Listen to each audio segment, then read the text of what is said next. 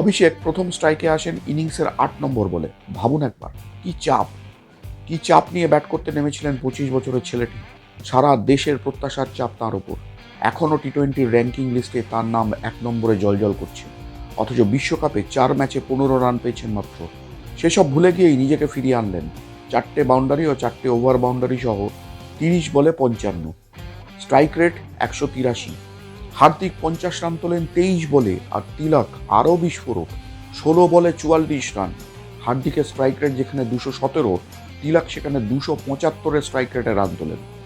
তিলক তার ৪৪-এর মধ্যে বাউন্ডারির বাইরে থেকে যেখানে আনেন ৩৬ রান, সেখানে হার্দিক দড়ির ওপার থেকে নিয়ে আসেন ৪২। ভারতের এই ব্যাটিং আর এদিনের অন্য ম্যাচে দক্ষিণ আফ্রিকার বিরুদ্ধে ওয়েস্ট ইন্ডিজের জেসন হোল্ডারের ব্যাটে ঝড় তোলা দেখার পর একটা ব্যাপার স্পষ্ট, যে ইডেনের উইকেটে যদি রান থাকে তাহলে আগামী রবিবার ধর্মতলায় বন্যা হতেই পারে। অবশ্য সেটা রানের বন্যা।